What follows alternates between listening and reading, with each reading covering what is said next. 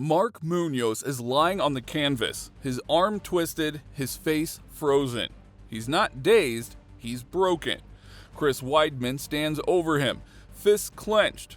But don't get it twisted, this wasn't about Weidman. This was about a body giving up on its owner. Just 6 months earlier, Munoz was the number 2 middleweight in the world. A machine built for greatness. NCAA national champion, UFC's best wrestling, knockout power, a fight IQ that could outthink anyone. He had everything that a champion needs, and the UFC was already preparing his title shot.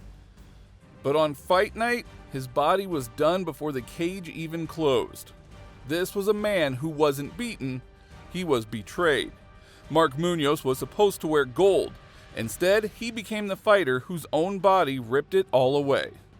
But to understand how a nearly perfect fighter got ambushed by his own flesh, we have to rewind. Back to when the dream still had a chance. Filipino immigrants who, my dad entered the U.S. Naval Academy, met my mother in the United States. My dad got stationed to Japan, where I was born. Lived there for 2 years and moved to Northern California in Vallejo. I had to kind of get my respect out of sports. I had to show that I was strong in everything that I did. Now, you don't get a nickname like the Filipino Wrecking Machine without wrecking people first. But before the cage, Mark Munoz was just a scared kid. Bullied, beaten, he got jumped for his Jordans on the way home from school. Kicked, punched, stripped of his shoes. He walked home barefoot, ashamed and broken. All he wanted was a way to never feel that powerless again. Jordans were the shoes, back then. And I got a pair of J's, and the very next school day, I hear to the right of me someone say, "Hey, yo, break yourself off from them J's." And I'm like, that doesn't sound right. And so I just felt like I was kind of looking over my back. Probably about a week later, as I was walking home, I had to pass through this area where I hear 5 people behind me, and they're on this path all the time. Didn't think anything of it. The footsteps got faster. Boom, they shoelace tackled me and started bullying me for the very things I had on my feet. I tried to get up, but I couldn't do anything. I was getting kicked, punched, couldn't do anything, nothing. They peeled the shoes off my feet, and I walked home barefoot and ashamed. That is when a friend asked him to try wrestling. He thought it was lame, until that friend slammed him in under 10 seconds. And just like that, Mark Munoz became obsessed. One day my friend comes up and says, "Hey, Munoz, hey, would you like to wrestle?" I'm like, "Nah, man. You guys wear tight leotards and touch each other in funny places, man. I'm good." He shoots in, picks me up 2 seconds flat, slams me on my back. I've been wearing a tight leotard ever since. "Hey, Munoz, would you like to wrestle?" He said, "I bet you I'd take you down in 10 seconds. I said, "Yeah, right. There's no way you're gonna take me down." So I break down my stance, wiggling my fingers at him like I'm gonna do magic or something, right? Slams me on my back. I'm like, man, if wrestling gives you superpowers like that, I want it. He then became a 2-time California state champion in high school. National champion, junior world silver medalist. He crushed the competition. Earned a full ride to Oklahoma State, one of the toughest wrestling schools in the country. There, he became an NCAA Division I champion in 2001, a 2-time All-American, a future Olympian until an injury took that dream off of the table. Wrestled all the way through till I was a senior and ended up becoming a 2-time state champion, a high school national champ, take second at the junior nationals, and took second in junior worlds. I ended up getting a full ride scholarship to Oklahoma State University. I was a 2-time national team member. I tried to make an Olympic team. That was what I wanted to do, but God had different plans. Now that wrestling base was unreal, and once he transitioned to MMA, it was obvious. This guy had championship level tools. He had the takedowns, the pressure, the relentless motor, and he wasn't one-dimensional either. Under guys like Randy Couture and Uriah Faber, he picked up striking fast, like really fast. And Uriah Faber introduces me to MMA. He's like, "Hey man, you should fight." And I'm like, "Nah man, I'm good. I got a wife, 4 kids. I'm teaching, I'm coaching." So he says, "Why don't you come to a practice?" Brings me to a practice, and the who's who at the UFC at the time is there. Randy Couture is there, Brandon Vera is there, Quinn Rampage Jackson. Like, these guys are sparring, and my first sparring match was against Randy Couture, and Uriah's like, "Double jab, double leg," and I'm like, what is a double jab, man? Like, I'm learning how to strike, on the spot and, snapping Randy Couture's head back a little bit. And Uriah, smacks me into the chest. He goes, see, bro, I told you, homie, you could do this, right? And in 2008, he made his pro debut in the WEC. 2 fights, 2 vicious knockouts. He was UFC ready, no doubt about it. And when the UFC absorbed the WEC's middleweights, Mark Munoz was on the plane. This guy was the real deal. Built like a tank, moved like a welterweight, and fought like a man possessed. The perfect foundation, the perfect skill set. Now he just needed the perfect run. And the UFC was about to give him the perfect stage. Mark's UFC debut did not go as planned. KO'd by Matt Hamill in the first round. A brutal head kick that reminded everyone this isn't college wrestling anymore. But real fighters bounce back, and Munoz bounced back hard. Wins over Nick Catone and Ryan Jensen put him back on track, but it was his performance against Kendall Grove that started turning heads. Ground and pound so savage that the ref had to step in. He won Fight of the Night bonus. Kind of rough. I ended up getting head kicked by Matt Hamill, but I learned a lot from that fight. And then ended up having a 3-fight winning streak. Lost to Yushin Okami, close split decision. Now I'm on a roll. On again a 3-fight winning streak, going against Chris Lieben. Very excited for this fight. I worked my way up to where I wanted. But then came the fight that confirmed it. He was not one to mess with. Chris Lieben. It was the UFC's first ever non-title 5-round fight, and Mark made sure it didn't go 5. He broke Lieben elbow after elbow until Lieben's corner threw in the towel. TKO. Dana White couldn't hold it in anymore. This guy is gonna fight for the title, he said. The division was stacked, but Munoz was different. He had that rare mix of tools. Wrestling, power, cardio, grit. You couldn't outgrind him. You couldn't take him down. And if you stood with him too long, you went to sleep. Mark Munoz was peaking. Fans loved him, fellow fighters respected him, and the UFC was all in. The plan was simple. Beat Chris Weidman, then challenge Anderson Silva for the belt. Now everything was falling into place. Then his body started falling apart. The Weidman fight was supposed to be the final checkpoint before the belt, but Mark's camp was a mess. A few weeks before the fight, he noticed that his foot was hurting. He was advised to pull out of the fight to fully recover. But how could he? He was 1 win away from Anderson Silva, from the belt, from everything.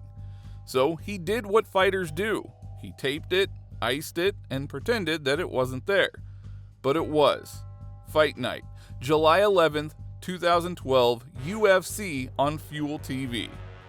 Mark's body didn't just let him down, it betrayed him.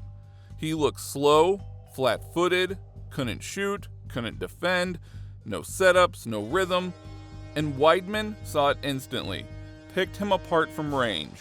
Then in the second round, elbow, right over the top, clean, lights out.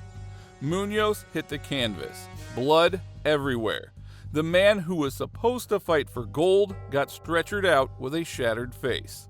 Will Weidman be the next middleweight contender? He looked damn good tonight. If you ask anybody out there, I think pretty much everybody had Munoz number 3 in the world, and Weidman absolutely destroyed him tonight. Thank you. So.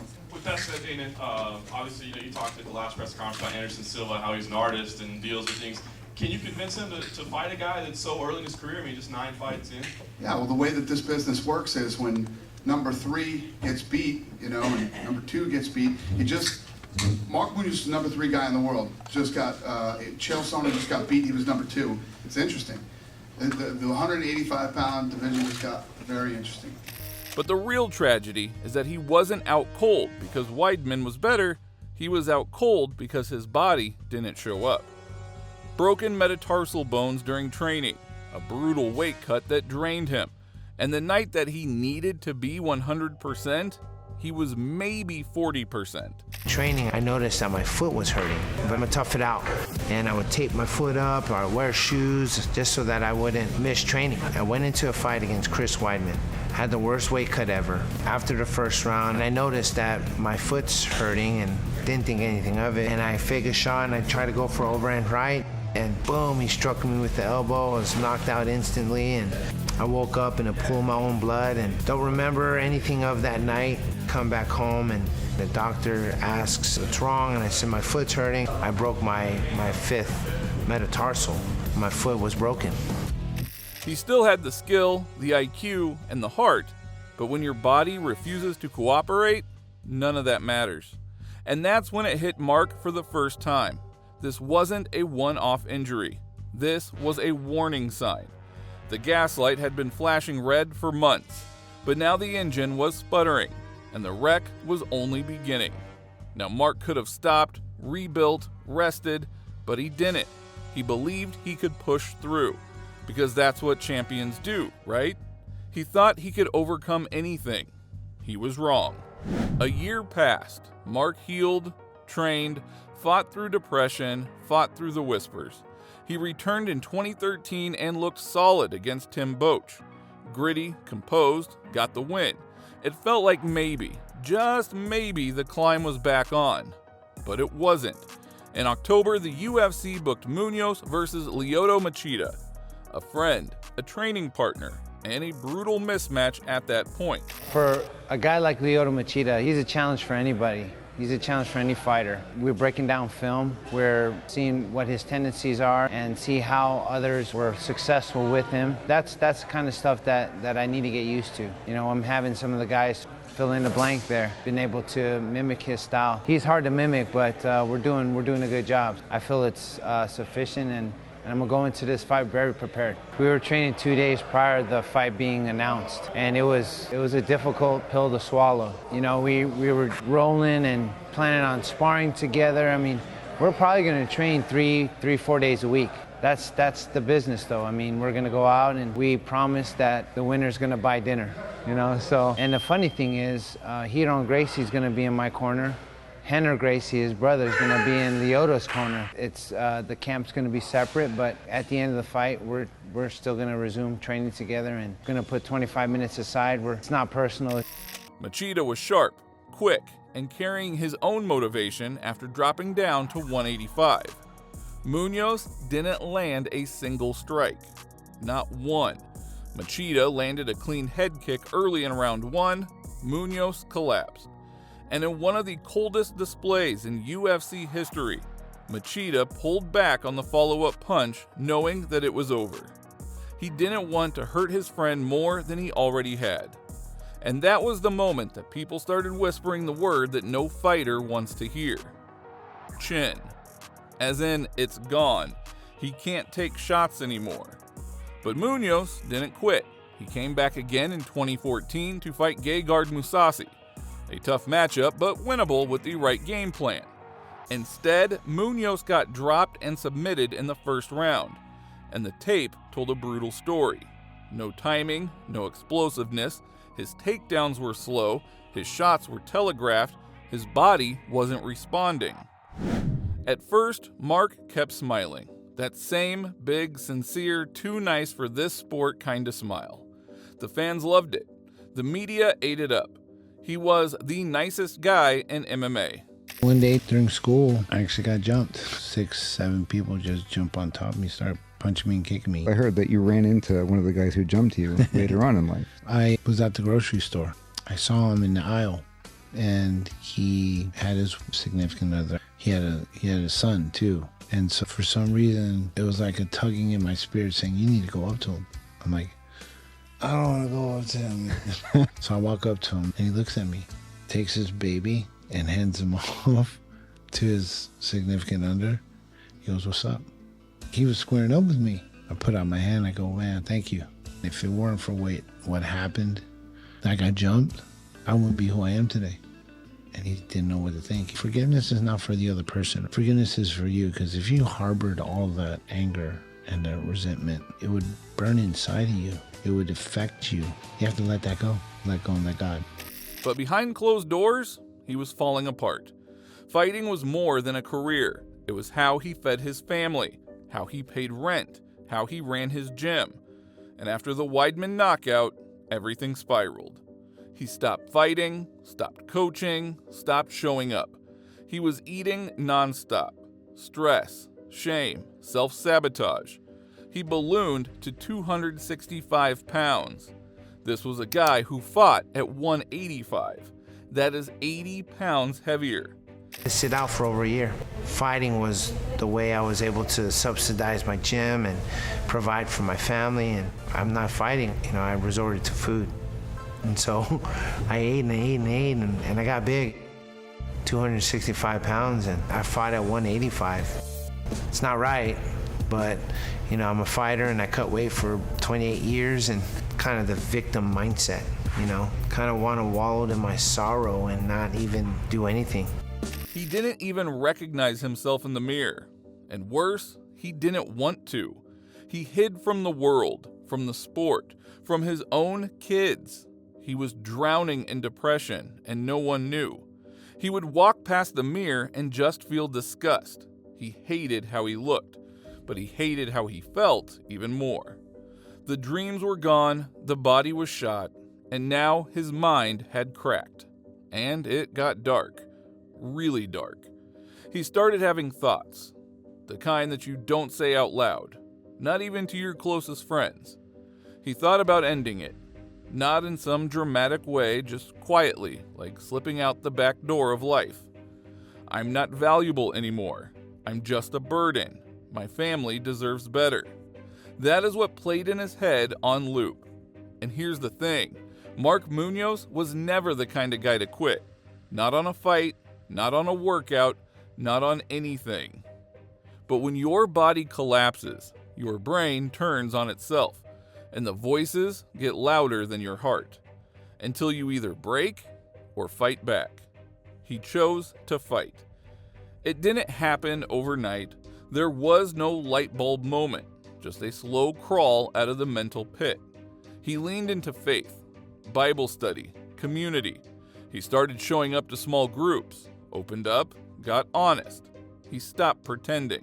I had to train and get back on track and had to go from obese back to beast. It was a hard time in my life. I had to snap out of my mental state and to get in a routine and start countering my negative thoughts with positive thoughts. And for me, it was going to a men's Bible study, going to church, going to our small group and making sure I'm plugged in and getting fellowship with people. And if I didn't have that, then I don't know where I would be right now. A year and 2 months later, ended up fighting Tim Boach and came away with a victory that night, that being my best performance ever. The fighter in him didn't die. It just had to find a new opponent. And this time, the opponent wasn't in a cage, it was in his own head. And that is what led him to Manila, to the cage, one last time. Not to win a belt, not to prove anything, but to say goodbye on his terms. May 16th, 2015 UFC Fight Night. He faced Luke Barnett. No belt on the line, but for Mark, everything was. And he won. Unanimous decision.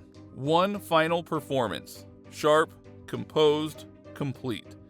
Then he took off his gloves, set them down in the middle of the octagon, and retired. Guys, we all have a story. And guys, mixed martial arts has been a story of my career. You might get hit by unforeseen things. People might get hit by, you have cancer, you have diabetes, but your life doesn't stop there. You get back up and you keep competing to the best of your ability. And that's what my career is all about. And guys, thank you so much. I've been able to impact lives in a positive way. I give all the glory and praise to my Lord Jesus Christ. And thank you very much, Philippines. Thank you, United States. Thank you, everyone that loves me. The crowd in Manila, on their feet. Mark Munoz lost his shot at gold, but he won something better. He got himself back. But the fight didn't end there. He couldn't fight anymore, but he could teach others how to. After stepping away from MMA, Mark Munoz found himself back where everything started, in the gym. But this time he wasn't the fighter, he was the coach. He launched a wrestling program at Trabuco Hills High School in California. It wasn't about fame. There were no cameras, no screaming crowds, just young athletes, mats, and a man who still had everything to give, just not physically. He started mentoring kids. Many of them were struggling with the same identity issues he had. Some were suicidal, some were angry, some were just lost. Mark Munoz became their compass. He taught them discipline, work ethic, but more than that, he showed them how to lose, how to fall apart and still get back up. He also coached fighters, helped guys like Uriah Hall and others coming through the UFC circuit. Now imagine that, the same man who ended his career, Munoz mentored him with no bitterness, no ego, because that is who Mark Munoz is.